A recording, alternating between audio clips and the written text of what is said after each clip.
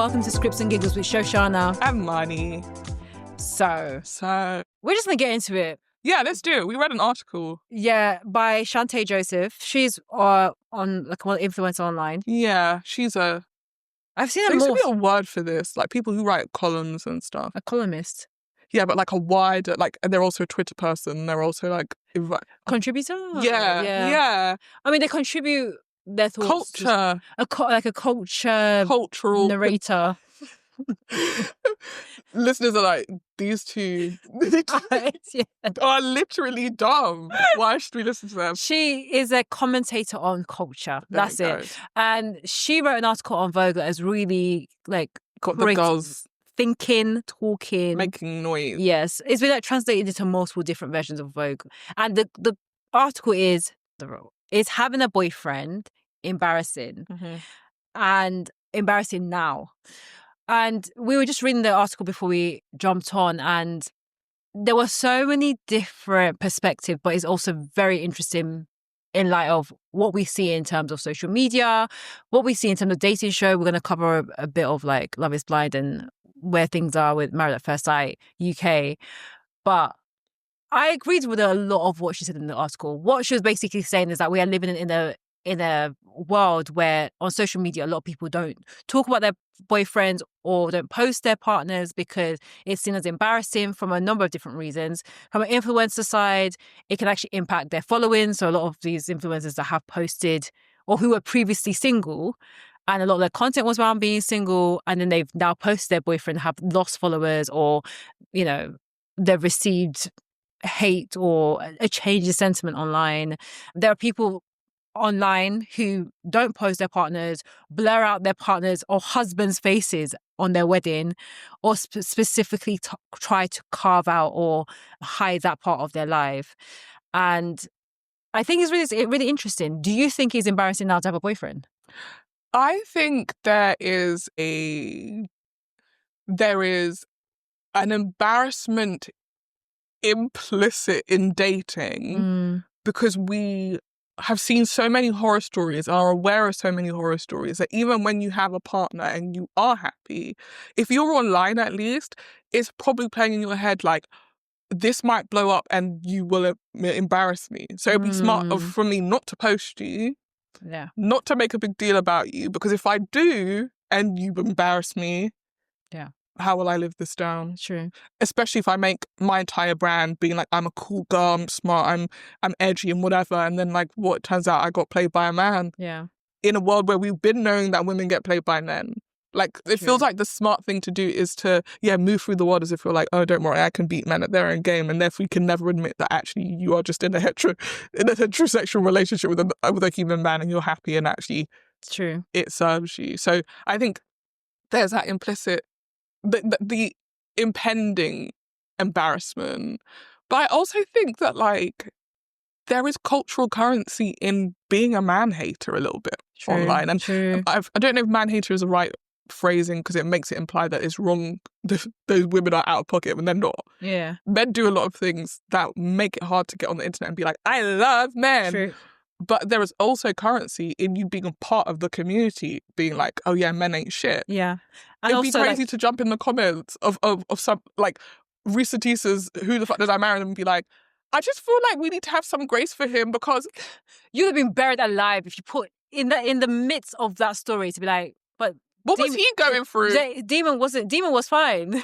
What was his name, Demon? No, it was but it was something like that. Legion was fine. But for me, also, I agree with you that there is two parts of the internet. There is the trad wives.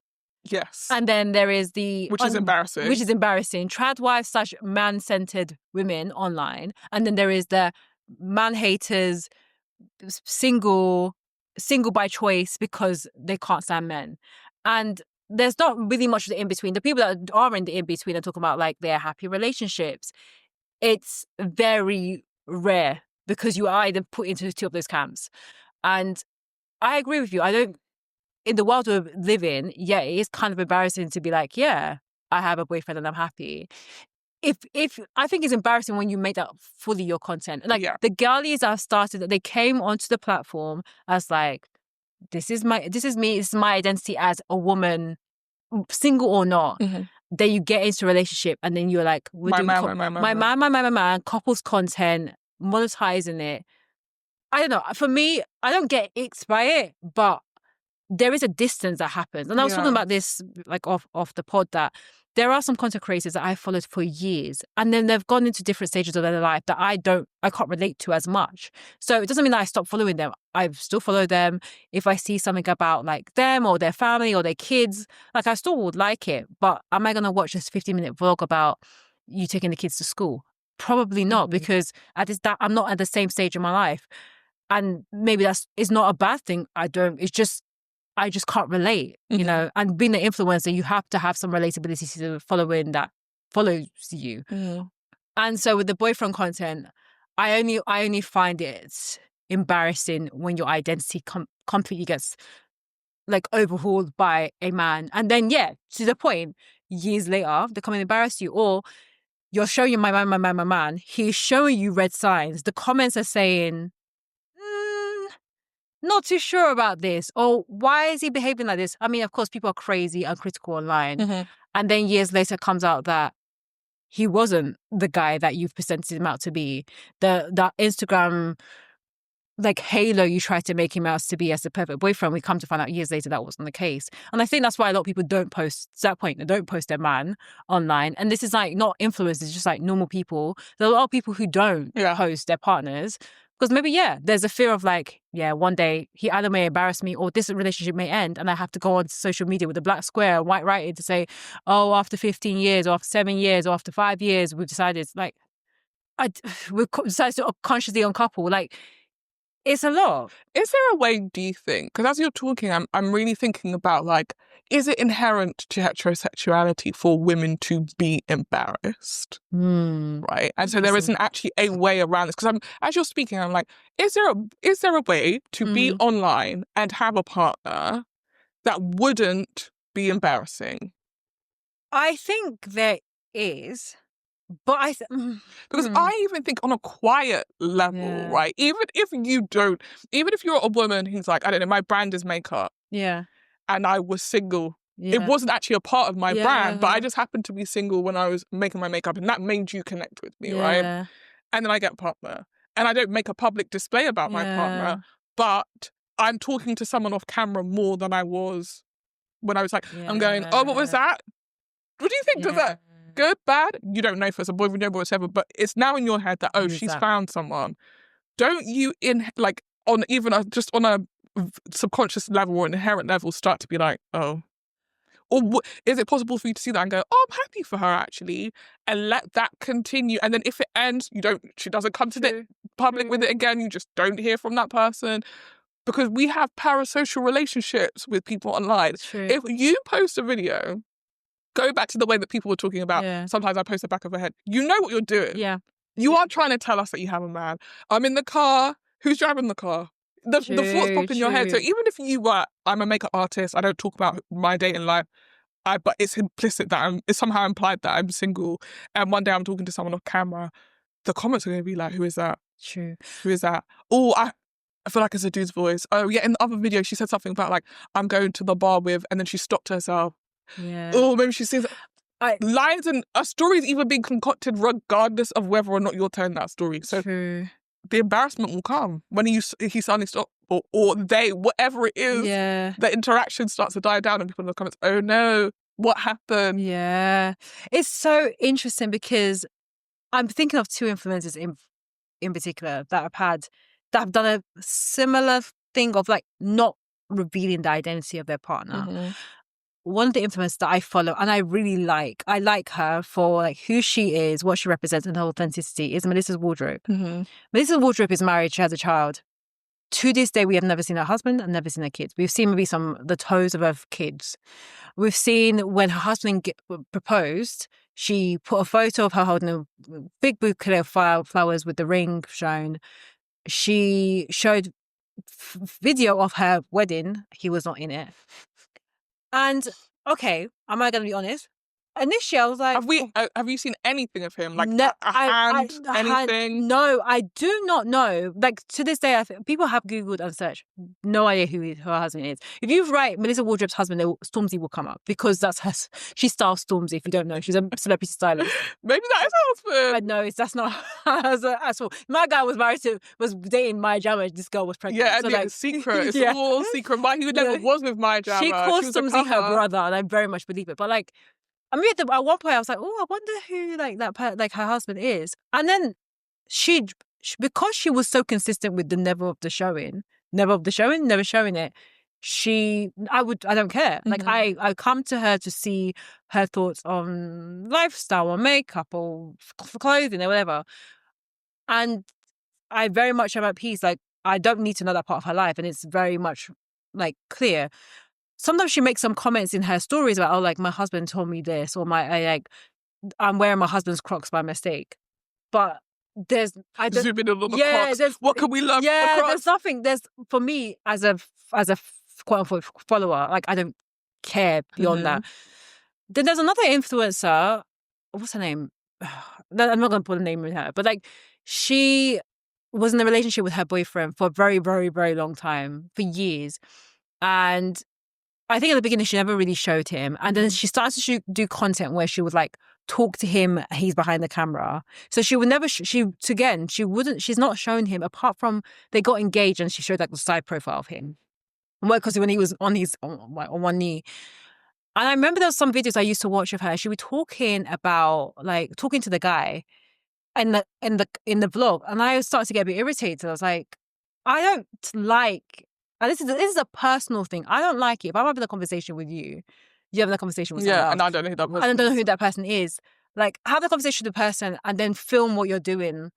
And at points, I got a bit irritated by it. I was like, this is kind of... It's not... Would she include his parts? Or would it just be her talking and you... Kind of just not... She wouldn't really include his parts. Yeah, so then you're also having this weird stilted conversation where you're not hearing what the other person is saying. Yeah, maybe you can hear a few words, but that was it. And I just was like, what's the point? Like, you either show him or don't show him. Yeah. And I feel like, to your point, there is parasocial relationships. People are going to be curious regardless. But I think the frequency does impact the embarrassability. That's a word. When I was reading the article, as Marley knows, there were some big words, big girl words, and I was finding it hard to pronounce them. But I think if you're consistently, I'm not going to show my man, then I feel it's less embarrassing. Like, I think about Issa Rae. No, like, I knew that she was in a relationship because I read her book and she talks about the guy that she met. She met him like ages ago before Vogue became Issa Rae. And then she got married and that's when she revealed to the world. And she showed a picture of him. I think he was in one. No, he wasn't in those photos. He was in one of the wedding photos. Yeah, just the one that she released. And that was it. And even now, anything that Issa Rae posts, the man isn't involved. Never. And that for me, that's fine. Like, I don't there's a level I don't care because the focus is on her. It becomes more embarrassing when you're posting the person constantly. See, that's for me personally. Do find it weird. Do you? I find it weird that, like, because I guess there's an element of single life and dating life or married life, right? Yeah. And you have ideas of what single life looks like, and it is you going on holiday by yourself, and all the pictures being of you, and the food that you eat, and the views.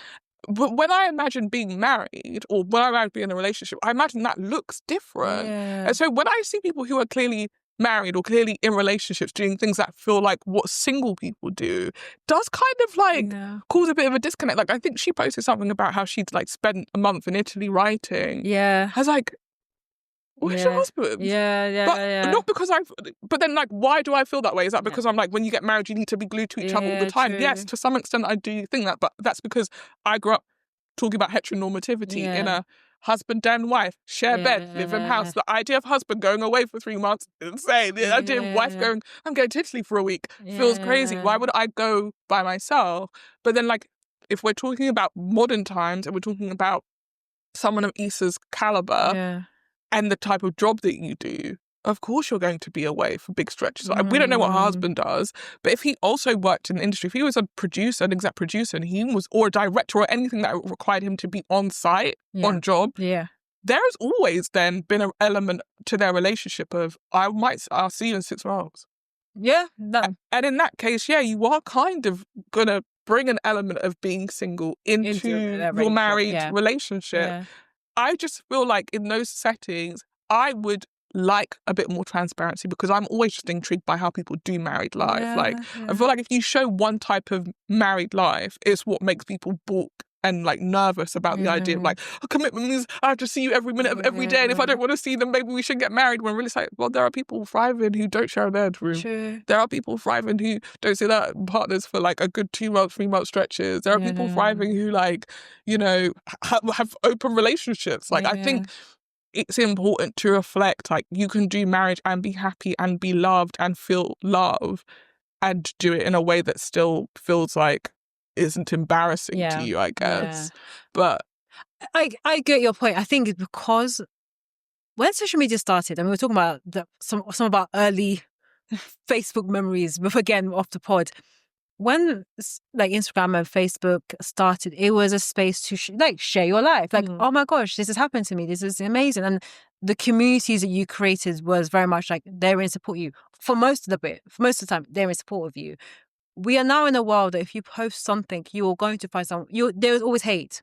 You go in those comments and you will always find hate or shade or crazy comments or death threats. Like, you could post a picture of your baby and people would be like, fuck that baby. Yeah, exactly. Like, it's wild. And so I get why people don't post. Yeah. Or they don't even want to share intimate moments of what does life as a married couple look like. Which I think is right. And and that's the thing. But then all we get, and now it's almost like feeds into this. It's like the perspective that you see about marriage and dating and relationships is negative. Yeah. Because also to your point, negativity, like lamenting, being the sad, that sells. Yeah.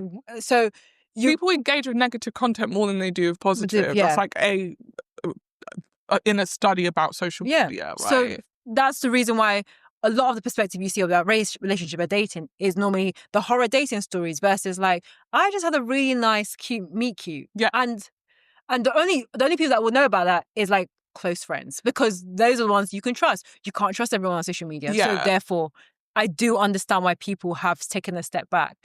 My thing is, you stay consistent. I mean, carving out and blurring out your husband's face on your wedding photos. I think that stuff is weird. I would just post my wedding pictures then. Same. I would get someone to take a picture of me in my dress, post the picture of me in my dress, and leave the rest of it. Yeah. I'm not going to like, you know, crop him out of a picture where he's like holding me in a kiss and I'm just kissing the air now. It's like, it's weird. Like, how far does it go? Like, how far does it go? Or like, but the thing is, it's even hard. Like, can you even just have a private page? Like, for instance, my social media is private. But like, people think about Rebecca Vardy and like her and Colin Rooney. Her pages were private. Mind you, Rebecca Vardy was selling her things. But Rebecca Vardy was in the group. She was on the page. So you have to make sure none of your on your private page. True. Which you should. I think if you make your obviously that's why people have Finstas where they're like, this is my work Finsta, my work Insta, and this is the one that I actually post booty hole pictures. Like, I don't know, I think that there are people that I follow for political reasons. Yeah. And then there's actual people that I want to see stuff. And I think that's why I don't really post to Instagram as much, because I'm like, sometimes when I'm putting stuff up, it's like, is this for everybody or is this for you guys? Yeah, for the group chat, really. Like, I don't know if this needs to be. And it's hard. Like, for instance, I've just come back from holiday. A lot of the thing I was posting, like I was talking to my friend that I traveled with, was like, look, I'm going to post a few things on social. Maybe you're in one or two of the photos. I'm not posting for the very small number of following that I have. I'm posting for like my mom knowing that I'm alive. my sister, my brother knowing how things are going. My friends who are wondering how Mauritius is going. Those are the people I'm posting for. If I really drill down, and I've done this, we talked about it. Last year, I did a social media cleanse where I went through and I deleted quite a few people that I don't speak to, don't care to know. No, that sounds really harsh, but like, I don't have a relationship with, and I don't understand why they're on my social media and why even they can see my private things and I can even see theirs. So I started deleting it, and I think I'm going to do another one this year as well. I think because I feel like over the year you pick up follows. Like you met someone at an event, and then they decided to follow you on Instagram, and I'm like, why couldn't we just like connect on LinkedIn? It's just a thing. Anyway, you do that, and then you never speak to this person again, and then they'll randomly pop up one day. You're like, who the fuck is this? Or like I see them on a story, like, huh? Or I see them looking at my story, I'm like, huh? Literally, sometimes. Yeah, something will pop up and I'm like, I literally do not know who this is. Yeah. I don't know who this is. And I'm like, oh, I met her at that one event. So that's the thing. Like, so I understand why people carve out their narrative for social media. And I think especially when you're in a relationship that feels so intimate and so important, I actually understand it. Now, embarrassing, I only think boyfriend is embarrassing when they're embarrassing you. Okay. And a lot of that embarrassment, you don't see on social media. It's the embarrassment that we talk about in the group chat. It's the embarrassment of the man when we're on the WhatsApp messages. Like, that's the embarrassment. You don't really see it there. The only time it becomes embarrassing when you have to announce that, oh yeah, we've broken up. Okay, so I have a counterpoint, but an additional point to that. Yeah. I think that the rise of boyfriend content, I think she talks about this in the article as well, came from a time where having a boyfriend was a flex. Yeah. And I wonder if the rise in the idea of boyfriends being embarrassing is that flex doesn't have the weight it used to. Yeah. Like, it used to feel like if you're not posting your boyfriend, it's because he's ugly. No, but be for real. Why would I want people to know I've got a hot ass boyfriend? Why am I only posting the back of you? It's because you're ugly, but you're rich, and that's why I date you. Yeah, I don't really want people to see you because you're not someone to look at. Yeah. But this friendly purse that you bought me is something to look at. Put the face on his face. As a gift for me, thank you, your face though. Like, so, and vice versa. Like, I think for men as well, like, your partner is a flex. If you're posting a picture of me in my bikini on your page, it's not because you're like, wow, she just looked beautiful that day. You're like, I want people to know this is what I come home to. Yeah, true. And I think that the weight of it has waned because, like you said, the internet is more interested in sort of dragging people down or like tearing things apart. That the idea of a man being something that we ought to clap for you about is like, ew. Yeah, no, so true. wow, now if you're posting your man, even if you're just posting because you're like, I love this man, everyone's like, you're trying to flex on me. True. And it doesn't work. Look at the holes in his shoes. Yeah, and someone's gonna go, hey, like you get a DM like, hey, sis. That man too. Yeah, exactly that. I mean, part of me is like, that's also beneficial. 100%. But because I remember one of these influencers, she's like a life coach / relationship author. What's her name? I see her on social media quite a bit. She got engaged. She never posted her boyfriend. She got engaged, posted him. She got the hey sis. Man had been cheating on her for the majority of the relationship. She had to break up the engagement. They got engaged within like a week of her posting. And, that's a beneficial thing. Yeah. But, okay, my bigger question is this. Is it embarrassing to have a boyfriend or embarrassing to have a husband? I don't think it's embarrassing to have a husband. I agree. She said boyfriend. Yeah, I agree. Yeah. I don't think it is embarrassing to have a husband because I feel like at the point where you have a husband, the idea is like, you've moved into a stage in your life. You and this person have moved into a stage in your life where you're like, okay, we're being serious now. Yeah. We're being serious people. Yeah. We're getting mortgages, we're buying cars, we got a dog, like we're doing serious people stuff. Yeah. A boyfriend has the element of being temporary by virtue of it being a boyfriend. And I think that's why it's like you going so hard over this man that you met 2 months ago. Just to in 6 months be like, turned out he was a psychopath. Of course he was a psychopath. You only knew him 2 months. And you're bringing him to my face. That's what I'm saying. Yeah. You have my precious eyes. You have my precious attention. And you're making me look at this man who I don't know from anywhere. True. Or in some cases, you're actually getting to like this person. I'm like, he does seem like a chill dude. And then, no, it's true. He stole every penny I had. I mean, because I've also noticed the trend of like, and even like actually a mutual that we know, she didn't post her husband until she announced that she got engaged on socials, and then she only posted photos of the wedding and of her husband like when they got married. Oh, yeah. So, and again, like if you looked at her feed beforehand, you would not have known that she was in a relationship. Which makes sense because again, it goes back to this like. I think we've got to a place because of social media where women can flex in so many other ways that a man actually does feel like the latest way to do that. Yeah. Like back in 2008, maybe, It was a flex. Yeah, 100%. Back in 2000, when we were at school, the idea of your boyfriend like walking you to class, like, or whatever, oh my it was like, gosh. that is a flex. Like, you have the thing, the very rare thing that we're all like thinking about, and like, when is it going to be my turn? When am I going to meet the person? You have the thing. So yeah, of course you can be like, can you hold my art folder? Like, it's going to be like it's a whole thing. You're going to pick me up after school. We're going to McDonald's. It's a whole thing. Like, it is a thing. It is a flex then. Yeah. To be 35, I'm like, my man just picked me up from work. And hello? I'm so sorry. People are dying here. Like, what are you talking about? What are you talking about? Oh my God. No, it's just dropped down. Yeah, it has.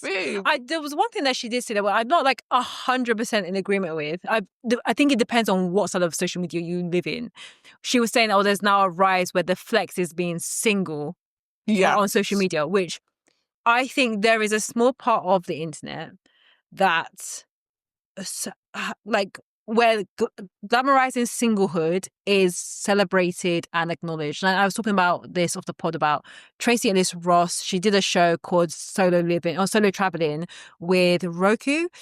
I haven't watched it. It is, yeah. Roku? It's the most random thing. And the thing is, I have a Roku device. And I try to see it, and it's only available in America. Like, be for real. Thank you. Yeah, so helpful. But maybe they're going to sell it to like another distributor here. But yeah, be on Sky soon enough. Everything is so like, but it was really interesting, and I watched clips of it, and a lot of the comments were just very positive. Of like Tracy Ellis Ross, she has, just because of her lifestyle and how she like her life, she's not been married, she doesn't have kids, and she's spoken about it at length in different forums, and so people do put her a bit on a pedestal of like, yeah, you can be single and be happy, and you don't need a man to live your life. Of course, it's a different situation to a point you mentioned that she is a Ross. Yeah, she is a Ross of the famous Ross dynasty. The Diana Ross's daughter, and she's grown up in wealth. And she led a network show for like, what, 4 years maybe? And she has a home hair care line. Like, she does a lot. And she has money is basically the point that we're trying to make. And when you have money, it's the things that you are able to do already is way more interesting than what everybody else gets to do. Yeah. So is it that we think single life is interesting, or do we think being a woman with money is interesting? True. Because I think, perfectly honest, the latter gets more glamorized. Like, look, she can flex, she can buy her own Fendi, her own Chanel. She doesn't need a man to do that. Yeah, that's been there since the beginning of time. Like, yes. Destiny Child was singing about like independent woman. There's one time I was listening to the song, I was like, yeah, I have bought this myself. I was going for it. I was like, I've taken it off, like, yeah, I've done, maybe I am an independent woman. We've been independent. We were told we were independent women of the 21st century. Of the 21st century, never forget. From day dot. So never forget. I think that's been glamorized. Is it independence or being single? And I think there's a difference. There's a different terminology. Yeah. So I don't know.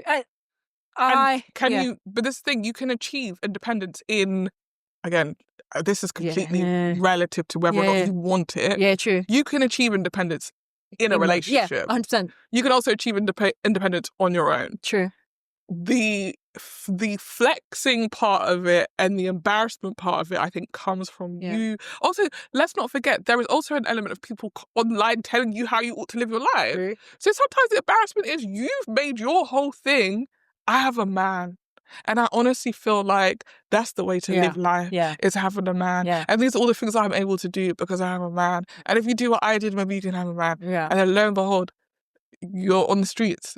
True. Old man done cheated on you and kicked you out. Yeah.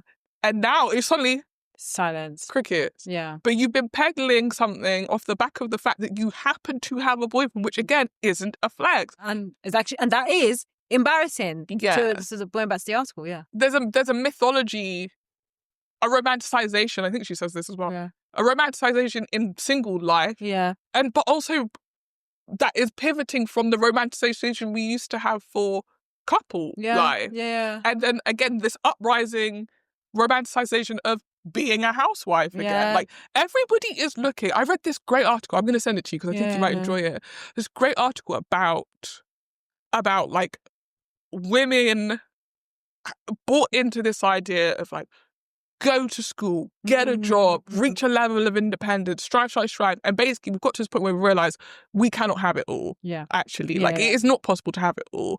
And that like this woman was talking about people that she knew and like their responses to that. And they're like 4 different types. And one of them, she said, was trad wife, where you're like, I want to relinquish the responsibility I've collected for myself because I actually can't do it all. Yeah. I don't want to be in the office anymore. Yeah. I lied. I thought I wanted to be in the office. I don't want to be in the office. Yeah. So you become a trad wife and then you push really hard on like, this is what we ought to be doing. This is what we ought to be doing, because you don't want to deal with the disappointment and or grief or shame that you just couldn't handle it. You couldn't handle it. Quote unquote, yeah. And then there has other ones as well, like becoming one of these online grifters that's like, I'm going to sell you the secrets on how to get a man. Yeah. I'm going to sell you the secrets on how to be a maker. Like, those are women who equally went, being in the office don't make no sense. I don't have a man, but what I can peddle in, the power that I thought I was going to get from having it all, which hasn't materialized, I can get through positioning myself as some sort of like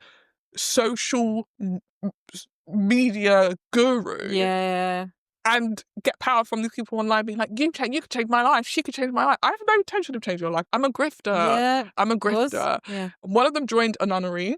Oh, interesting. Just like, time to, I guess, completely revert back to the old ways of becoming a nun. And then there's another one, I can't remember what it was. I think it was like, a person who became very spiritual. Yeah. Maybe it was like those two were in the same category of like becoming really woo-woo and like, I'm surrendering to the universe. And I guess the other one is, I'm surrendering to God. Like everybody is basically the element where everybody wants to be told what we like, what are we supposed to be doing? Right? Relinquish the control. Yeah. And there is something about that also feeds into the way we are interacting with people in relationships and people being single, which is not like, you're telling me this is the right thing to do. You're telling me this is the right thing to do. Yeah. I'm miserable. Yeah. Which one of you is right? Yeah. And the thing is, you should not be going to social media. Don't be listening to social media. Go to God. She's saying surrender. Relinquish control to the Lord.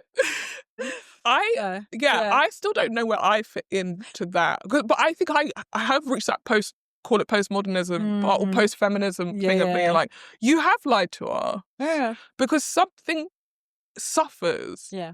I could become incredibly senior in my job, but in focusing on that, I don't have time for a relationship, which means I don't have time for a family. Yeah. And then equally, let's talk about the fact that like the idea of being a woman moving through the ranks who doesn't have a husband and kids. Also, is at your detriment.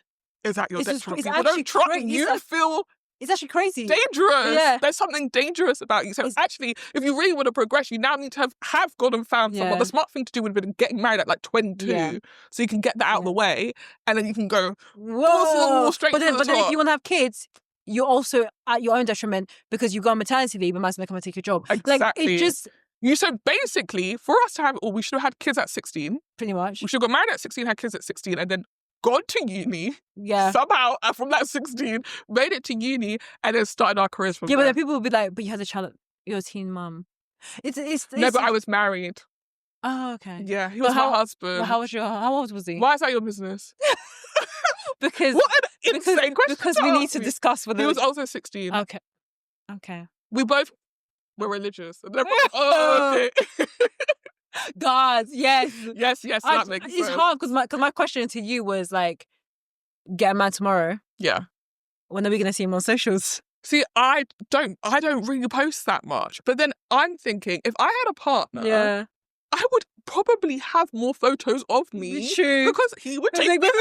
True. So I would suddenly be online a lot. And they're like, oh, since when? I feel like that's my thing.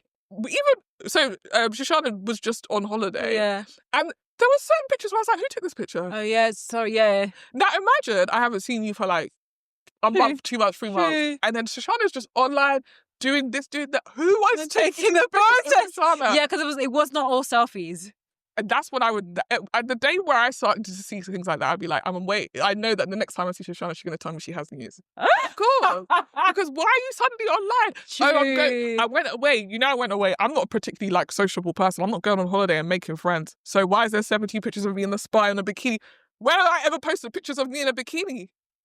When have I ever posted pictures of me? Suddenly, all of these like hot photo shoots are happening. Because if I had, that's how you would know. You know when people say, if I won the lottery, there'd be signs. If I had a man, the sign would be, I would be on the internet and like, acting it. I'm like, what's going on? No, I think when I see you, I'm just like, love. I'm like, love that photo. Girl, what's going on? Like, I'm just happy. True. Like, I'm just happy. Why? I just feel very blissful at the moment. What? Who's giving you that bliss? Don't worry about it. Don't worry about it. He's giving it to me, baby. Don't worry. But I got it. No, for me personally, like I'm probably more of the subscriber of like the Issa Rays and Melissa Wardrobe. Like I wouldn't want to post on. Actually, no. So you would actively not post? I would not post that person until like me and him are married. Damn. I'll be like our friend. I think our mutuals. I think the way she went around it was fine. Like, yeah. I don't think I would deliberately not post him. Yeah. So if like we went to a dinner and we took a picture, yeah. I'm not going to single him out and be like, this one's mine. But I'm equally not going to not post pictures with him in it because I'm like, one day this man's going to embarrass me. Thing is, there are people that I was friends with who I'm not friends with anymore who are on my Instagram. Like, anyone can embarrass you. So I would post him, but I feel like I would probably stay clear of like solo posts of just the two of us, where it's like very, very clear that this is exactly. Yeah. But for just to be like, there's this man who's in every one of her group pictures. Who is he? Must be one of her friends. And then the next time you see us, it's a wedding photo. You're like, oh, that makes sense. I don't know. That makes sense. And you're right. To your point, I don't post a lot. Like if I'm posting, and the things there's so many holiday pics that I've done on like stories I really want to put on my feed. Just be like, this is what I'm going to probably do at the end of the year. But like, this is what I've done over the year. That is just as it's my visual diary. But then unfortunately, there's a lot of people who can see it. Yes. But like, I think a relationship, especially as like we know our backgrounds, like. I don't go into relationships lightly, so I wouldn't want to post it straight away. Maybe it's more of a time thing of like, yeah, this person is here, but maybe you only find out about it like on an anniversary or a wedding or something like that kind of thing. Versus, I don't think I would tell people on the internet. No, like, I don't think the people on the internet need to know that I have a boyfriend. Unless all of a sudden I was inundated with people being like, please, I want to date you, or please, I want to date you. Also, I guess what we're not factoring into this conversation is your partner. True. What if your partner was like, I find it weird that you don't want to post any pictures of me? Like, I feel like you think I'm embarrassing. I mean, like, you don't think I'm a sexy boy. Yeah, see that I feel that is post me. That's a flag. Post that's me a red flag. Instagram. That's a red flag. But actually, how would I want to be posted on his? That's what I'm saying. Vice versa. If he's posted every one of his girlfriends and it gets to me and it's crickets, excuse me. But this is the thing, like, do I just want a man who just doesn't have socials? Or like his socials are very much dependent on like, this is my work. Yeah. Here are pictures of meals I've had. Yeah. Fine. Perfect. And then you like, maybe see, oh no, you see my hand. No! Not my hand. But like, see, like, this is the thing as well. And like, I have a segue in mind, but I want to say this before. The other thing is, I was talking to a friend of ours about this the other day. When you don't date often, or when you're not very explicit about who you date, there is a ongoing mystery around the people that you know about who it is that you will end up with. Yeah, true. So even posting something as innocuous as hands could have people being like, I knew it. I knew it. Yeah. Is the hand a girl's hand? True. Is the hand a white hand? Is the hand 4 hands? A baby's hand? The bitch had a baby himself. Like, you. Yeah, sure. Do you know what I mean? Agree. And I feel like, yeah, there are lots of people in my life who don't know if I date men, if I date women, if I date white men, if I date. They don't know anything because I don't give them any information. Yeah. And if I suddenly posted, oh, loved this trip to Paris, honestly incredible, and it's like 4 pictures of me and then just 1 picture of 1 white hand, I know for a fact. And people will be like, you'll never be in the allegations. I'm telling people would DM me personally a photo I've already posted to be like, why didn't you tell me? Why didn't you tell me he was white? I always thought so. I suspected he was white. But my feeling would be that photo's being circulated in group chats right now. I told you about her. In the same way, I started posting a woman and being like, we had the best night ever. I really feel like, what? Did you know this about? I swear I'm sat in a room with this girl talking about my feelings as a lesbian woman, and she just sat there and looked at me and didn't say a damn thing. Meanwhile, like, I just think that, there's a mystery element as well, and you kind of like don't know when you're feeling into it or not. True. But the thing is, that's why I keep my thing private, and let's do some social media cleansing. Yes, I support that. My segue was going to be, I think this flex embarrassment scale that we've been talking about can be applied to the shows that we've been watching 100%. More in the embarrassment. But also I think in trying to understand why people sometimes allow themselves to be embarrassed. True. So like taking Married at First Sight. So yes, in terms of flex and embarrassment. Yeah. So talking about Married at First Sight, one of the couples that I cannot believe is still going. Which ones? Is Nelly and Stephen. Oh, God. And what I have come to understand in the weeks that have passed is like, we've talked about this before, about this idea of not being your type's type. Yeah. And that's very evident in Nelly, right? But I think Nelly sees Stephen as a flex, which is why she's clinging to him desperately and why she's allowing him to embarrass her. Yeah. And I wonder if that... It's not a wonder. I am sick of her now. Oh, 100%. I had empathy for her at the beginning, and I was like, Steve was a twat, he was a piece of shit. He don't get me wrong, he is not a nice guy. Yeah. But the way she had vim for Julia Ruth. Yeah. So you're trying to still... Julia, I'm still talking... This man called you a fucking idiot. To your face. And you went in the bathroom and you cried. Meanwhile, Julia Ruth is being mean to her own man, by the way. It's got nothing to do with you. And you were like, I just feel like the way you're treating Giovanni, relax. Yeah. Because that's not really your problem with me. Your problem with me is that I said I liked your man. And you're so deeply insecure that you feel like, because I said that, I'm coming to collect him. Yeah, man. Come on. Speak to your man. Yeah. At the end of the day, nobody can be collected who don't want to be collected. No. You know deep down as well, your core, you're fighting your core, your gut on an daily basis. I'm surprised she's not throwing up. This is the thing. With the amount of ignoring she's doing of her gut, saying, this man doesn't like you.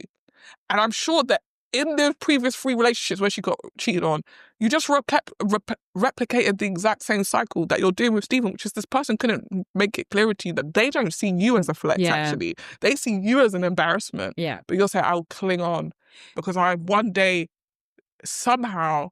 Like, what's crazy is, do you actually think that you can find someone who don't like you and turn it into that they like you? Because I feel like if we went and asked her what happened with the other 3 relationships, I think it's the exact same thing. The fact that you keep on prioritizing them and they don't prioritize you. And you would think after 2, is it 3 relationships that the guy... 3, she said 3. After 3, you would see the pattern. Because it's so clear the guy don't like you. If you're clinging onto the image you had of the honeymoon was weeks ago. And it, like, okay, look, it was a honeymoon. It was a honeymoon period for a reason. The minute they got to the dinner, I said this, the minute they got to dinner parties and he saw the other people, it made this thing real again. Yeah. You guys were basically on a secluded island, just the 2 of you. You didn't know no one else. He only knew you. Now there's other people who I'm talking to. I'm like, wait a minute. How I ended up with Nelly? And it's crazy because Stephen, in the grand scheme of things, could never get Nelly. No. But Nelly lives in a world where Nelly can't get Stephen. Yeah. Wild. Because Stephen, basic. Beyond basic, he's ugly. Yeah. He's actually not handsome. I'm going to just say that man is not handsome. He's tall and that's it. I don't understand. He's skinny. Julia Ruth and April down for Stephen. He's not funny. He's not. No banter whatsoever. No. He cannot manage his anger. The man has... That's the thing that even confused me with the whole Julia Ruth thing. This guy called you, see you next Tuesday. He called you. When he said that was sexy to me. Yeah. When he directs that "see you next Tuesday" comment, you thought he meant to the whole group. He was directing it to you because you're the one who came to him and said, "I saw you were the one that was talking about your ex." And because he's racist. Let's be honest. Come on. He doesn't like Nelly. I'm sorry. He doesn't like Nelly. He's never going to beat the allegations. No. He does not like Nelly because he doesn't like dark women. Period. Full stop. There is not a universe where Nelly gets Stephen. No. There is not a universe where Nelly gets Stephen. And the craziest thing about it is we are living in a time where Nelly is leagues above this guy, but has decided to subjugate herself, whatever the word is, underneath him. Yeah. Why? Because you think white equals a flex. And the thing is, if she could only see herself, I mean, she's watching his back, so you know, girl, that he ain't a flex. He is not. Even on the cast, they're better looking men. There are better looking. There's 17. Actually, every single other guy on that show is more attractive than him. I'm sorry. Actually, that's probably true. Everyone. Not hot at even all. A little bit. Not even a little bit. And I don't know what Julia Ruth's game was. Wow. I don't know what her game was because, that argument they had at the beginning, I was like, oh, yeah, you guys don't seem compatible at all. Like, as in the thing that you're saying that he did that was disgusting, I don't think he thinks is disgusting. No. Like, talking about his sexual exploits, saying that someone gave sloppy head. You are showing me that you're the kind of person who kisses and tells. True. And will not respect the sanctity of our relationship or feel comfortable to either tell people we know or tell people we don't know after the fact. Yeah. And I don't think that's right, especially given that Julia Ruth didn't want anyone to talk about her sex life. The irony of the situation. And then you're saying, Stephen is my type. Which I think, again, goes back to this thing. It's crazy to me because I honestly think there needs to be a separate dating show where you get a bunch of people of colour who clearly don't date other people of colour and get them to do the mental work to understand why that's the case. That is wild. Because why are you... The way this woman talked about Devani, split tea for the pod. I have seen Devani with my own two eyes now. Yeah, she did. In common London town. She made out like this guy was a troll. That's the thing. That's why I asked you, like... A troll in the dungeon. How short was he? Over if you're not careful. Yeah. She did him so dirty. So it really comes down to you do not find this man attractive. And why don't you find this man attractive? Because he's objectively handsome. Yeah. So the only reason is you're saying because he's short. I'm telling you, if you went on a show like Married at First Sight, and the man was 90% hot to you, just the 10% was the height thing, would you not try? True. You didn't even try. I mean, in secret, she was trying. I don't think she was... And this is the thing that they never got to... like, in the secret, she was having sex with him. Yeah. The thing that they never got to unpack, and I think this year, the experts are really hit or miss about the way they tackle the conversations on the sofa. Yeah. That thing about the sex life thing went from, I don't want to tell people you're shit in bed, to I don't want to talk about my personal life. Which is weird because when we were introduced to Julia Ruth, she's talking about I have my sex toys waiting. That's why the 360 was wild. It didn't make any sense. And nobody actually made her unpack the lies. They never held her feet to the fire. They never said, what was the reason for not wanting to tell the group about Devani? Oh, it's because of I just wanted to keep my private life private. But you did say on camera that he was shit in bed. True. And and you said specifically, the words out of her mouth was, why would we bring this up on camera, on the sofa, on the couch, so I could tell everyone that you're shit in bed? Yeah, that's wild. She hated him, man. She hated him. And convinced him that, like, this is for both of us. Yeah. This is for both of us. And, like, I don't think Devani is perfect, because I honestly think there's no one at home. The lights are on, but no one's at home. There's a couple of the guys like that as well. Ross, him. And the guy who's with April as well. Yeah, him. The three of them all together. Nothing upstairs. If you've seen that gif of like when Homer's thinking and then they narrate his brain and it's just that monkey doing the symbols, that is what's going on for all three of them. Yeah, 100%. And you can see it even when they're being spoken to, like they're not engaged. Yeah, there's only like a couple of them are like, you're switched on, you know what you're doing. Is the gay couple? Yeah. And the guy that's like in love with his girl, and I really hope that they stick together. Oh, and those two. Please, like this should be the Lauren and Cameron. This season only happens because they are. If they don't make it, like chuck the whole series in the bin. Because I don't think the gay couple are going to make it. Really? All the way. I don't think they're not all the way through. Yeah, I don't know. I don't think and also like I'm seeing some of their socials and like it's giving me like. But then I saw socials with the two of them together, and I was like, maybe. I just don't. I feel like maybe they're trying to give like, oh yeah, we broke up. No, I think they could be like, we're together. I think they're friends, but I think I'm hoping that the only couple that makes it is the couple that we all love, and they're in love with each other. And like, yes, this is a honeymoon period because again, they're a later couple, but there's a honeymoon period for them, but they just stay happy and. Yeah, they're not bad vibes. No, I feel like they're not bad vibes, and I think the show, obviously, I think every season probably pairs one genuine couple. Yeah. because they know that people would be like, why are we watching a show to just watch people we have no business being together, be together? I mean, if he wants to segue to Love Is Blind, unless you want to talk, there's more to talk. Yeah, one last thing I wanted to say. I think the like couples that are evenly matched are where they see each other as a flex, but they don't necessarily think that's something that needs to, like, I think the reason why David and Kia feel like the boy were like, oh, we like David and Kia, is because like whatever they do, whatever they're going through stays between the two of them. True. It's not the group's business. True. They don't get involved in the group's business. 100%. If you come to me and you want advice from me, I'll give it to you. Yeah. But in those big group settings, they're not the ones leading the charge. Like that meal where Julia Ruth stood up and gave that shit speech about like, anyway, the game is whatever. I was surprised by the amount of people piping up when that's not your wife. True. And I understand, but we like Devani. Devani's sitting there, if you've not seen him during the Stephen fight, Devani is going to stay quiet. Devani is that meme of Homer Simpson going into the bushes. Like, that is Devani. So why would you stick up for him when he's not going to support you? That, or the show has just cast a bunch of men who were deeply overwhelmed. Like, they're just completely, everything about this is overwhelming. They cannot even engage in what's happening at any one time because they're like, what the fuck? Yeah. And I can't work out if that is Devani at all, or if he's just a dummy. But he just gave 14 steps behind everybody else. Like, even when he was sitting and they were telling him, like, she kept picking Stephen. He's not here. He's not engaged. He's not here. No. And I would say, like, my thoughts about it right now, honestly, I find we're still at that stage that we were at before where people are not leaving.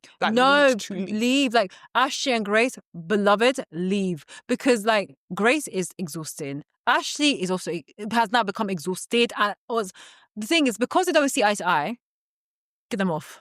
Like, it's not going to work. I still like Ashley. I'm riding for Grace. I'm sorry, really? I am. I find that Ashley has figured out a way. I don't know how. Well, I do know how he's managed to do it because he's never the one complaining, so he doesn't feel like the difficult one in the group. But he is insistent on not listening to Grace. Yeah, he insists on not listening, and then in that last, he literally said, "No, I'm actually not going to listen to you." Yeah. Her thing is not and he also twists everything into. So you're saying my character is bad. I'm saying the joke you made, I didn't like. And I'm allowed to say that. And as my partner, if you're making a joke that offends me, why are you continuing to make the joke? Yeah. Well, my character would say that I'm not trying to offend you. No, I get that. But the joke is still offending me. Yeah. It's like saying I'm not racist. I just like to make little jokes about black people being late all the time and how they stink. I don't think that's funny. I understand you don't think that's funny, but I'm not racist, so it's okay. It's not okay. I don't like the joke. And that is his problem. And I think what's frustrating about Grace is that she equally, I think, then decides to concede, but doesn't genuinely concede. No. So then another thing happens and it just gets rolled into the thing from before. They are not good for each other. I'm not saying she's perfect, but I do feel like the way, even down to the way these things are edited, where they keep presenting her as this person who's constantly complaining and the insistence on her being feminist, and they really have basically made it out like if you're a feminist you're an annoying bitch is the way that they're presenting her, and Ashley's just this chill dude. But Ashley pretends he doesn't know what he's doing, and he never addresses what about the fact that you do care about what the group think, or about the fact that you insisted that Grace ask everybody else whether the joke, what does it matter if everybody else likes the joke? I don't like it. He's not a good husband to Grace. No, I don't think they're suited at all. I think, like, from day dot, the minute she's like, I'm a feminist, I have very strong views about the way women are talked about, how the communication and the relationship between men and women, and then they brought Ashley and he made whatever comments he started to make at the beginning, I was like, okay, it's not going to work. I will flag that I missed a week of episodes. Okay. So I don't know. The joke part, that dinner party was like the last episode and the episode that I watched fully. Perfectly honest, because I've missed that week and I haven't been able to catch up properly. All I have seen in the period before I stopped watching, and that was mainly because of holiday and not being able to watch her full on abroad, but a lot of the instances that we have been seeing has been mainly Grace saying, I don't like this little thing. I don't like this comment. I don't like this comment. And there was a period where it turned around and they seemed to be really like getting on. And then it goes back to like, oh, he made this comment. I don't like this. And it just, to me, as a viewer, it's felt so repetitive. It has been feeling like... No, 100% Ashley is walking on eggshells. Like, he cannot say anything. But he's not walking on eggshells. That's the thing. He's not walking on eggshells because he's still doing it. Do you want, you see what I mean? Eggshells would imply, I can't speak, I'm not speaking, I'm trying really hard not to upset Grace.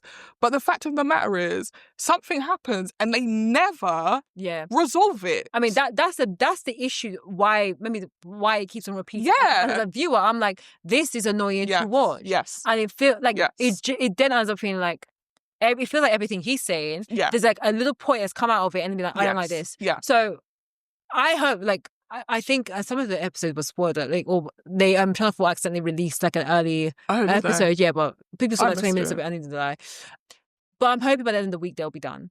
They'll be done. Like, wrap this up, because there is someone perfect for Grace out there, I believe so, who is not about like, it's got nothing to do with the feminist part. It's a communication part. That's the ultimate thing. It's like someone who they can communicate together and also understand, like, from each other's perspective, no one is out there to offend. And if there was something, a comment that was made that I didn't particularly like on either side, they can be like, okay, let's have a conversation, let's talk about it. What I didn't like with Ashley, he was like, no, I'm done. And like, my feeling was like, he was saying he's done because he was just frustrated after everything. But again, as a viewer, we just see, he said a little thing. Yeah. What I don't like about Great Ashley, he needs to do some self-reflection, blah, blah, blah. Like, it feels like a lot. Yeah, we interestingly have never, and I think, again, it's on purpose, and we never see any of these incidences. Yeah. It does make her seem fucking crazy. Yeah, it does. I'm sure they have some stuff on camera. They must have some stuff. Like, I mean, the first thing that we saw was at the wedding, where I can't remember what comment he meant. Like, he believed in traditional values, that was it. But problem that I haven't seen that everything else is being narrated to us. Yes. Like, this is what happened. This is what he said. And they always both present it completely differently. Every single time. Like, so there is clearly something happening here where you're either hearing something that's not being said, or you're not being honest about what you said, because you're getting, and it's always because now you're in front of us. Yeah. You're obviously not going to say, yes, I said to my wife, bend over, you dumb bitch.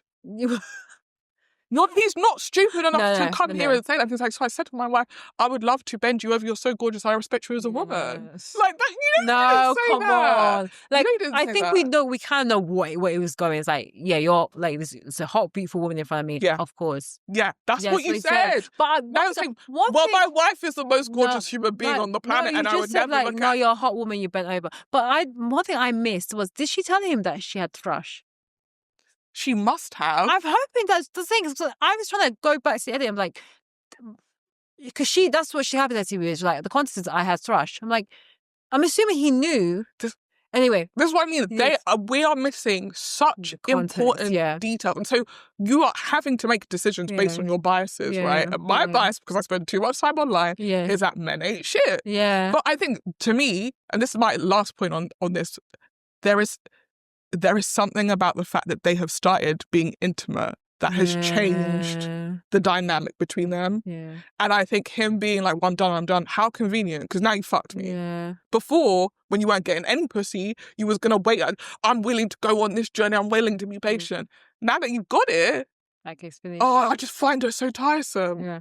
Yeah. Oh, Grace, your hard work. I'm like, that wasn't a nice comment at all. Like, Grace, your hard work. I'm like, who wants to hear that? No. And I think if you are Grace, right, whose fear was exactly this, I'm going to give it up, and then you're going to walk out my life. Yeah. Yeah. The cycle continues. And I think ultimately this show always reminds us, you to some extent do perpetuate some of your cycles, right? There are some cycles that you're like, if you end up with someone who's abusive, I'm not saying you are responsible for that, but there are certain cycles where it's like, because you feel like men are not trustworthy, you then do not trust your partner. And because you don't trust your partner, whatever he does is going to feed into this idea that men aren't trustworthy because you just inherently don't trust him. Yeah. And obviously Grace has had some kind of relationship trauma, which, again, they never go into, because I'm telling you, the experts this year don't give a fuck about actually doing any work. But something has clearly happened. I feel like they've been bad they have, year. And I find them quite biased. Like, they were hammering on one person, not going to talk to the other. And that feels like, We need... I see experts as like marriage counsellors. Bring in Dr. Ola. Bring in Dr. Orna. Bring Oh my Orna, God. bring her in because she will be able to school both of them. I rarely see her be like, I'm on the woman's side, I'm on the man's side. Even though as a viewer, I'm like, I'm on the woman's side. Yeah, I know who's like, usually I'm on the woman's side, but then every now and again it's like the man's side. Yeah, depending on the issue. But like, we need a bit of unbiased because to me, they were hammering on one, but not the other. I don't know. No, they will, and they've definitely like. I feel like perfect example is Nelly and Steven. Yeah, oh yeah, like 100%. They're constantly like, you're not giving her enough, you're not giving her enough, you're not giving her enough. He's actually communicated several times. Maybe what she wants is not is too much. It's not possible for me to give, and they said no. Because also they can't tell Nelly like, Nelly, you're not a tree. Move. You're not a tree. You can leave. This ain't it. But mind you, they did it for the other couple. Yes, did. But you know, and I feel like they're getting to a point where they're going to say to Nelly, you need to get up out of here. But I think that was more production decision with like, look, we're going to bring in 2 more couples next week. 4 more couples next week. People have to get off this couch. There are too many people on our... The episodes are going too long. This episode is a 2-hour episode. We need you guys to go because we're going to bring 4 more couples in. The edit of the show, even now, like, yes, I think that's why this season feels so like, because there are too many couples. I agree. So there are couples here I'm like, I literally skip through you because I don't really know anything about you and I don't even see the point in watching your Rebecca and Bailey. I mean, perfectly honest. Although those 2 are producers, sorry. Yeah. Bailey is a producer. Going to speak to Maeve's partner, being like, I feel like he needs to tell us why. He's like, Bailey. Leah and Leah. But I feel Leah and Leah, one of them is definitely a voice of reason. Like even though she came off really ditzy, she says what everyone else thinks. And I like her for that. But they're not going to be... She keeps it real. They keep it real. They're not going to get to stay together. But keep her there because at least she keeps everyone accountable. And when she talks, weirdly, no one argues back with her. Because there's most of the time, like, if... I hate to say it, Julia Ruth has not helped herself. Mind you, again, in the week that I missed, Julia Ruth was not a... She was close to turning into a villain. By the time I came back, she was a full-blown villain. I was like, what the heck happened? I messaged you going like, I'm missing a couple of episodes of MAFS. Why is everyone hating on Julia Ruth? I will say this in her defense. Again, I loved the villain era. I just think it was so entertaining. Yeah. Like when she was staring at Nelly like glaring at Nelly, I was like, this is high camp. Like this is what we need. But also, who's her friends? Julia Ruth's friends. And her background is like dancers, performing. She's been on like 3 other dating shows. That one wants to be famous, period. And even posted online being like, why is everyone saying, oh, she wants to be famous? Of course I want to be famous. Everyone who went on the show wants to be famous. Wow. Was her argument. Why would you go on a show if you don't want to be famous? I mean, apparently she's been doing music video responses for every single thing that's happened. She lives in La La Land. It's become very clear that woman is crazy. And I kind of... She has, honestly, that chaotic, dangerous Azealia Banks type energy to me. Like, why are you glaring at Nelly like you're about to pounce across the table and rip her head off? Her. Like, come on, you know that can't happen. And do you know what was so funny is Nelly was getting scared. Good. And everyone was going, stop, Julia Ruth, stop. You can't give people weird looks. And I was like, are we in primary school? Yes, Julia Ruth's giving me a weird look. Like, you are adult. But that being said, Nelly started it. She did. Yeah. Nelly started it and she was getting eaten up. Yeah. And she turned to her man and he said, shut the fuck up. Can you imagine? And you're like, my man, I'm going to write stay. Stop writing stay. That man took a glass of wine off you. You said, you've had enough. Because you were getting into it with Julia Ruth. She said she wanted to be with me and I liked the compliment, so be quiet. Oh my gosh. And you said, that's my man. And I feel like we can get back to... You've had 9 weeks of shit and you had 1 nice week and you want to stay for the 1 nice week. And that's the reason why boyfriends are embarrassing. That is why that's the reason why. That is 100% the reason why. So...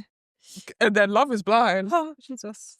There's a reason why... Look, I'll go back to this. The creators for Love is Blind said that this is one of the most successful seasons.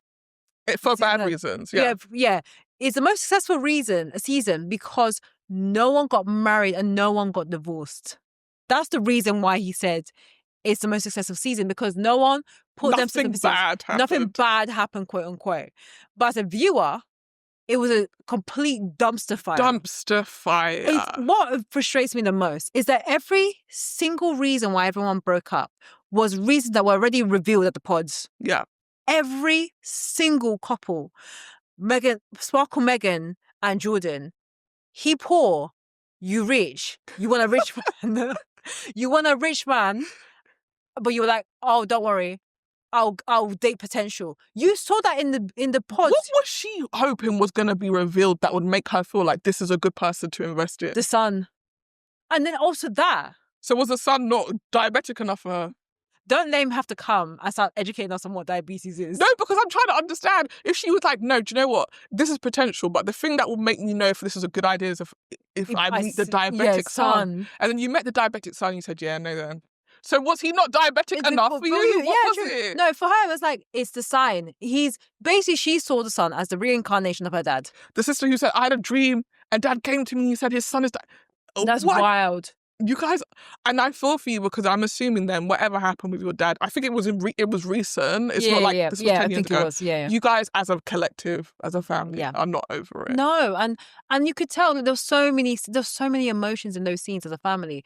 And it's understandable, but you saw this in the pods. You tell to us in confessionals like, oh, I know that we probably are not the same in terms of lifestyle.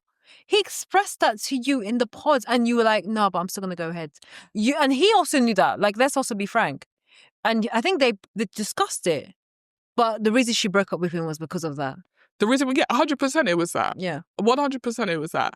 And you wasted everybody's time because I actually think he would have fully said yes at the altar. Agree. Like he was just in it. He was like, I like her. She likes me. Yeah. Why not? She wants to be. This woman was pushing so hard. Yeah. You're a son. You're a son. If I was a parent, and I felt like my partner was not just taking me into consideration, but taking into consideration the fact that they were going to have to be a parent as well, I'd be like, okay, so they're legit. Yeah. They're legit. Like, they're not just trying to be like, well, I like you, but maybe when we get that, the kid thing might become a problem. No, this woman is pushing. Can't wait to be a stepmom. Can't wait to be a stepmom. No. Oh. So for me, I felt for Jordan. I did. And, it worked out because at least they didn't get married. She already met Luca, so, there is... Yeah, but at least they didn't get married. She bring him into the house, or he moves him and Luca into her home that she would have bought, and then it ends, and then Luca has to leave. And like, all that inconsistency, which is what he was fearing. So... She did not see Jordan as a flex. No. But he saw her as a flex. Yeah, and that's why... As a sparkle flex. He ended up being embarrassed. Yeah. She was worried it would be embarrassing for her to end up with someone like him. True. And then at the reunion, we discovered... I'm just jumping to the reunion. We can. Yeah. She got pregnant 6 months after shooting the show. This is my thing. I always stand by it, right? People who say no to getting married on the show, who then are like, oh, so that's the end. Yeah. That person doesn't like you. Yeah, no. Because it's not by force that you have to get married. No. If you and I felt like we're moving in that right direction and I really like you, I'm sleeping with it. It just always baffles me that these people are like having intimate relationships just to be like, I'm going to say no and never speak to you again. And but the thing is, every single couple that has tried to date after the fact have never been able to stay together. Or they've never reproposed and got married again. No, I think it's really interesting. I think it's the embarrassment of knowing that I got rejected. I got rejected in front of everyone. Yeah. For you to turn around and be like, okay, no, I've changed my mind. Let's date again. No. Yeah, I agree with you. And then the show will come out and it show like, oh no, he didn't like you to begin with. He didn't even like you enough to say, let's stay in. No, because I would respect if you're like, you know what, let's not go to the altar. Let's keep our engagement going. But you rather than breaking up, you just leave the experiment together. A couple of weeks in. 6 years from now, we hear that you guys have got married and had a kid and had a lovely family. Done. You just needed more time. Done. I feel like people will say, I just need more time. And then never speak to the person again. Yeah. It was not you needed more time. You didn't want to be there. Like Casey and Patrick, like Patrick going, I'm waiting for Casey to come back. Casey's never coming back. She didn't want you so badly, she jumped to 3 different men in the show. Casey is garbage. I know. Casey is garbage. Bringing her on the show for the reunion and even giving her a platform is garbage. Wild. That woman broke up with Patrick because she thought he was ugly and Asian. Let's be honest. It's because true. Everyone she's dated on the cast, white man, white you didn't even date Mike. White man. Yeah. So, my thing is, right, I get it. people don't like to admit they're racist, but you're doing shit that makes you look racist anyway. Or just say, I have my preference. My preference is white men. And no one will be like, okay, cool. No, people would be like, you're racist. Yeah, but at least... But then what you're doing is that anyway. Yeah, stand your ground and just say, that's my preference, full stop. But the whole thing of like, no, it wasn't that. I just, the family experiment is overwhelming. Jumping on top of Patrick, giving him false hope. If Annie's and Nick were able to have a conversation where they're like, yeah, I mean, I wouldn't like it if my kid was gay. Why was Casey not allowed to say, yeah, I mean, I don't love that he's Asian. Yeah. Why not? But the ironic thing on the reunion, no one brought either of those issues up. And why would they? Those reunions have been useless for many, many years at this point. Like, the reunion, I turned on that reunion the minute the guy started singing. I said, I'm not doing this. Yeah. Turn it on. When I watched Bachelor Fan Take. Oh, always, Bachelor Fan Take always in Lord's work. He is doing the Lord's work. He is. If I had to sit, if I sat through that and got to the shoot, the basketball shootout. Oh, I fast forwarded that part. When I opened the reunion, I saw it was an hour plus long. I said, for what? No one got married. Nobody got married. No one got married. There is nothing even really to litigate because we know Joe didn't like Madison. Yeah. We know Nick didn't like Annie. We know that Megan's pregnant, had a baby. We know that KB didn't like Edmund. Come on. The only thing that was funny was like Edmund's voice real changed. Edmund... KB was never the problem. Edmund came on that show to get a role in a Tyler Perry film. Yeah. And he probably will get it. He will. Because once you showed me that photo of him as a real estate, I would not trust him to even represent my house. I was going to say, Joe, I came into my room and said, I wouldn't trust him to clean my windows. I wouldn't trust that man to clean my windows, let alone sell my property. It's just, I think he probably is pretty good. I think he's probably good because everyone's like, oh, I love Edmund.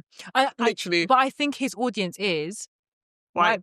Because what the crazy thing is. So I'm one of the people that I love watching. Yeah.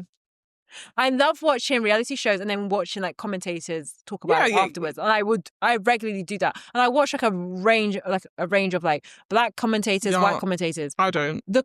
Just the blacks. Black Bachelor but he's Bachelor Fan Take is basically he's back. He's back, like we're all African American and Bachelor Fan Take. He's one of us. Yeah, he's one of us. But like all the white commentators that were talking about Love Is Blind, first of all, they were like, I love this season. And I was like, were we watching the same season?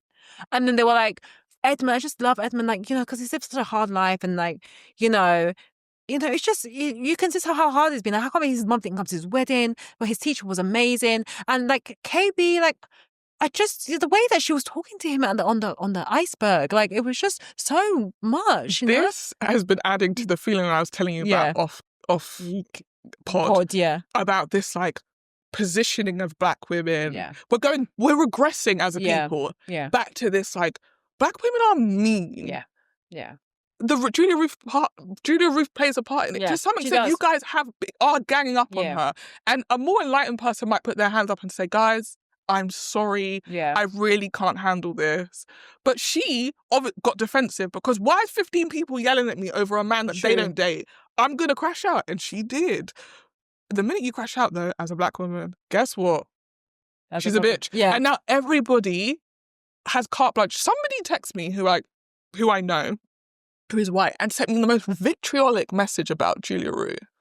And I thought, you haven't had this vim for anybody else on the season. But suddenly it's like, if that was me, I'd fucking punch her in her face. Who the fuck does she mean? She talking to you like, Julia Ruth is disgusting. She's scum. Who sent? I'll tell you. Yeah. And I just think this is the problem with these like the mainstreamification of stereotypes. And we know that reality TV kind of does bank on stereotypes. What makes those shows successful is that you have your villain, you have your hero, you have your adversaries, you have your allies. You need those things, right? You need conflict. But in choosing to malign certain people, and I think the thing with Edmund is he comes across so harmless. Yeah. Everyone seems to have forgotten when he was literally crying in bed because he couldn't fuck KB right now. Again, a topic that was not brought up at the reunion. Imagine you're dealing with that for weeks. Yeah. You get on a snowmobile, this guy's just talk to you crazy in the car and you're like, sorry, I've kind of had it up to here and I'm confused. And he's sitting there being like, I'm not going to say sorry for something I don't feel sorry for. Yeah. And this is the guy that you guys said he's harmless. In that snowmobile, that man was a different person. Oh, 100%. Even at the reunion, the voice change, I didn't do that. But I didn't. No. Get back to. But KB, I love you. No. No, I really loved you. I always love. No. Get past the real voice. Because apparently he's come out and said there is nothing in terms of people suspecting him being diagnosed with X, Y, and Z. He said there's nothing. So you're a psychopath then? Because that's psychopathic to just be putting on a voice and pretending. Yeah. Other thing is, white people love a black clown. You seem harmless to them because they think you're stupid. You're a performing monkey. And he's made it quite far, I think, from being a performing monkey. And I think being an athlete is adjacent to this. You are performing. You're not the monkey part, obviously, because athletes are incredibly skilled and incredibly talented, but you are performing for them in like, wow, look how fast he is, or like, oh, he's on the football field, wow, he's incredible. You have currency, you have worth to them in those moments. And then when you don't have that anymore, you transitioned into, I'm just goofy. I'm goofy Edmund. I love to roller skate. I'm just a chill dude. So you don't come across threatening. Yeah. So to me, that was disappointing. And then also knowing that in the reunion, KB had to like bring out a piece of paper and like look at her nose, because I got like, she was like, I'm nervous. I'm trying to figure out what I want to say and how I'm going to like phrase it. But in my back of my head, I also knew like she is working overtime to try and like present herself in a certain way, because she knows whatever she says, she's always going to be looked at as the villain because she said no. But she has to launder her image. Yeah, honestly. And she was, and I'm not using this in a patronizing way, everything that she said was spot on. All the points she was trying to land, she could land them in the most like succinct way in terms of like, this is what actually happened. This is what you did. And was like, I don't believe that actually happened. I believed every single word KB said. Every single word. I believe every single word that KB said, and everybody on the internet is also clowning her because of people were basically saying KB never wanted to be with Edmund. She wanted to be on the show, blah, blah, whatever it is. She made it very clear. I loved this guy. I fell in love with him in the pods. Whatever it is, I think it would be impossible for her to not have felt something for him because of because of his story and the way that they connected and his vulnerability. Like, people like that do get you to care about them. And her background as well. She mentioned that she was on the podcast with AD, and she said, look, I'm going to be also transparent. I'm a social worker, and I definitely brought my work hat into the relationship at the beginning. And she said it. She admitted it. Like, she heard his story and his background, and she was like, yeah, I very much relate to that from a work perspective. So yeah, I'm not surprised that she fell for him. The thing is, again, going back to the viewer perspective and the conversation we had about Ashley and Grace, is that we were seeing the perspective of Edmund outside of those pods, the way he was behaving, the commentary he was making, the kissing the floor, the acting like crazy with the guy. He eats his boogers. Like all that kind of stuff. Like, we were seeing that. She didn't. She saw this guy who probably has this like kooky personality, but also can be very real with her. I believe that the voice, he gave her his voice, like his real voice, in the pods too, that we didn't see, because again, the producers were editing for a narrative. He was on when the cameras... I don't doubt that for a second. The minute she said that, I was like, of all the things that you could like... If you were going to make up stuff about someone, this is very specific. Yeah, it's true. I don't doubt for a second that happened. Yeah, 100%. And also, in the story that when they were on that mountaintop as she was saying what she said, he never once refuted that he isn't one person on camera and one person off. True. And if that was you or me, and that wasn't true, I'd be like, pause this whole thing right now. True. Because we're not about to... You're questioning my character now. He never did that. True. You could argue, he emotionally shut down because she was yelling at him. She didn't start off shouting at him, first of all. She didn't start off shouting at him. She unfortunately, she was provoked to that point. But you wouldn't understand that because your perspective of black women is they are always angry and they are always ready to go, and they're always calling their man a bitch, and they're always trying to be the man in the relationship, blah, blah, blah. Unless you are a woman who's been in that situation before, please don't talk. Yeah, the stereotype is going to be the stereotype. And that is what is frustrating about these shows in general. True. But I think also this season of Love is Blind is that I think there are a lot of not genuine people here who kind of have managed to get away with not being genuine. Like Ali and Anton, I don't think she liked him from when they when she made the joke about, I didn't like him from where he wore flip-flops in Baja, I think she was honest. Yeah, agree. I think the fact that he didn't earn a lot of money, but she thought he did. Yeah. The thing what she said about he presented himself as one thing and he's actually something else. I think she heard one thing in the pods. And then when she met him, it's like, doesn't match. She heard, you're going to be rich. Yeah. You're going to be hot. Yeah. And I'm going to be able to quit my job. Yeah. I want to be a trans wife. She wants to be a trans. Going back to those archetypes, she wants to be a trans wife. Well, actually, in her defense, I don't think she does because she was like, I want to be able to quit my job to go to school. Oh, yeah. Sorry. Like, I think that I think her thing is she wants independence. Yeah. She wants single life, but somebody is bankrolling it. Yeah. I like she wants comfortability. Like, I want to know that I don't have to do everything. And I definitely don't think she wants to deal with anything remotely difficult. And the idea of Anton drinking, whether he did have a drinking problem or he didn't, in her head, she was like, this is a problem and I don't want to have to deal with anything. I keep on going back. Like, when they did that review at the pods, he turned around to that swig of champagne. She was looking at him going, you gonna look back? My guy's way turn around, swig. I'm sorry, that conversation did not do him any favours. No. The conversation they had on that couch, even if he doesn't have a drinking problem, based on that, I was like, this man might have a drinking problem. Because what do you mean? The 1 and the 2, the 5 and the story's not adding up. No, where's tequila? Huh? What is tequila? when they even talk about the can, she's like, there was 8 cans. He was like, yeah. And you had some. I had 2. So you had 6. Oh, Patrick. So what, Patrick had 6? No, it just stopped making sense. Well, I took 1 down for Patrick. You took 1 down for Patrick, so you had 5. Yeah. The story it's not making any sense. I know. It's not making any sense. So in the end, I was like, yeah, he's not done himself any favours. Yeah. I don't know what's going to happen there. But like, it did surprise me that they waited until the wedding, to be honest. Yeah, it's true. And I didn't realize, I had also assumed because of the way they edited this season that she had spoken to him about the strip club thing, he just hadn't seen it. Yeah.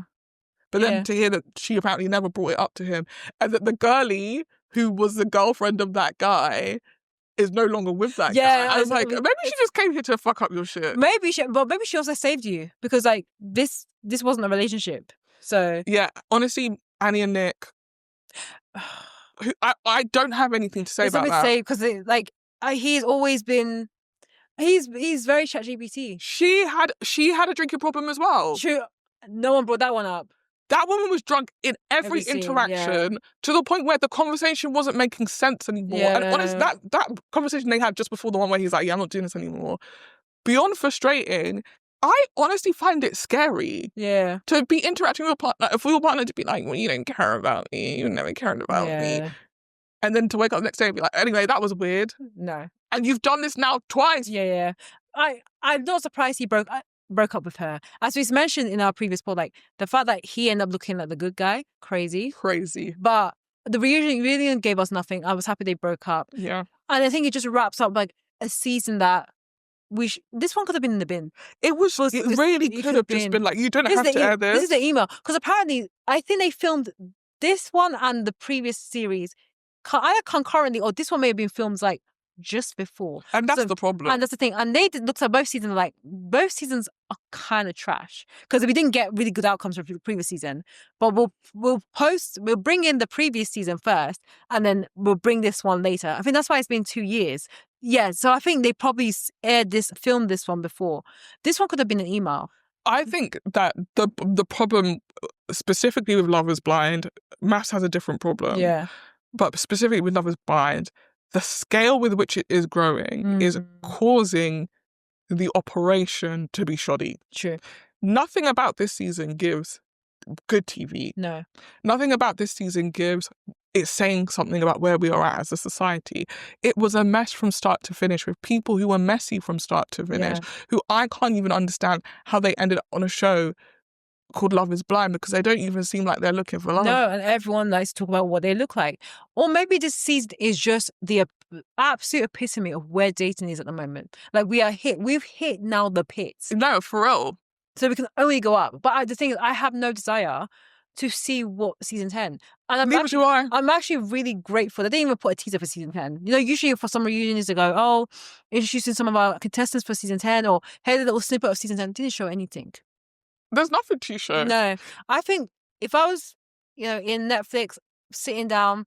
I need us to take Love is Blind. We need a 1 to 2 year break. Yeah. Please focus on the international formats because they seem to be either more successful or because they are newer, the trash that is coming, the craziness feels a bit more novel. It's because they're making one season at a time. True. I just think the US, this is the scaling up that with happens. Everything, yeah. Yeah. But particular with something like Netflix, like Traitors is on once a year. That's good, yeah. We have Celebrity Traitors on right now, and I actually think it's too much Traitors. I really want to watch it because apparently it's really good. I stopped watching because, again, it's the maligning of let's get the black people out first. I was like, I can't. Again? Is Kate Burns still there? I've stopped watching it. Oh, okay, so yeah, okay. And it's Cat Burns. Oh, sorry, Kate. Get your cats and Kate. But yeah, we need a 1 to 2 year break from Love is Blind. We need either a completely new format or all of these shows need to take a break because it's too much. It's not, and it's not, I don't know. I sometimes worry that like reality TV people don't think they have to make good TV. They just have to make mess and put mess on. Because it's cheap to do and it's cyclical. Like if you look at, and we work in TV, we understand like, look, in TV, there is your schedule. Yes. And having those reality TV slots is almost like guaranteed TV. Like we know we're having a guaranteed part of the schedule already filled out. We don't have to worry about this. Yeah. The dramas, that needs to slip a couple months here and there because of budget or because of filming production issues. That's fine. But we know we need to have a series of Love is Blind this summer, or we need to have a Love is Blind next Valentine. Like come February, we're probably going to get series 10. And it's like, but why do we need why do we need 2 a year? Why do we need it every year? Like, though you guys you tell us. Yeah. Not the other way round. No. And I really don't think people are clamoring for 2 seasons a year when they're not good. Like, if you came we're changing up this thing, we're going to have one season every year. Fine. We're not going to miss it. We're not gagging for it. Like, no. I talk about The Bachelor quite a bit because I watched that franchise, but that franchise is going through the pits. Like, Bachelor Fans Take started because he reviewed Bachelor series and he was accurate. Like, from episode 1, he could tell you who's going to win. Like, he's that good. But over the past season, it used to be 2 a year. So you have Bachelor at the beginning of the year and then Bachelorette at the end of the year or the summer. And then you have Bachelor in Paradise. So you used to have 3 shows. Because each season has become progressively worse, it's now changing from like, we may have a Bachelor in Paradise, you may get a Bachelor at the end of the year. The Bachelorette was problematic, or Bachelor was problematic before, so we've taken a skip and a break for the year. Like, it's all over the gaff. But at the moment, I don't miss it. Yeah, and it's also weird to be in a situation where you filmed a whole season and then can't air the season because someone's been problematic. Like, you have to surely be proofing the series for those things. Why did you let it how did we get a whole season down before we're like, turns out she's a racist? Like, yeah. Again, look, going back to our initial conversation, these shows have become embarrassing. Yeah. They're adding to it's a humiliation ritual. Exactly. It's adding to the perspective and the narrative that being in partnership is embarrassing when we know it's not. If you're in a happy and healthy relationship, that is something that we should be celebrating. But because of what we're seeing in the media, the portrayal of TV, dating reality shows, it's looking completely bleak. We need a reset. That's what I've got to say. We do. Yeah. We need to go outside and touch grass. Please. We need to have our own, like, I don't want to say morals, but we have to have our own codes that we live by. And if you love your man, you love your man, and that's okay. Yeah. So, and if you don't, I feel like, the problem is, remember that you're going to be in a different season of your life. True. And if you're on the internet giving someone a hard time because they have a boyfriend, wait till it's your turn. True. So, what are we going to review next time? You'll find out when the episode comes out. Exactly. Yeah, 100%. So, this has been a really interesting conversation. I've actually really loved that we started with the article because I feel it really fueled a lot of the thoughts around the other episodes, or other shows. But this has been Scripts and Giggles with Shoshana and Marnie. Thanks, guys. Bye. Bye.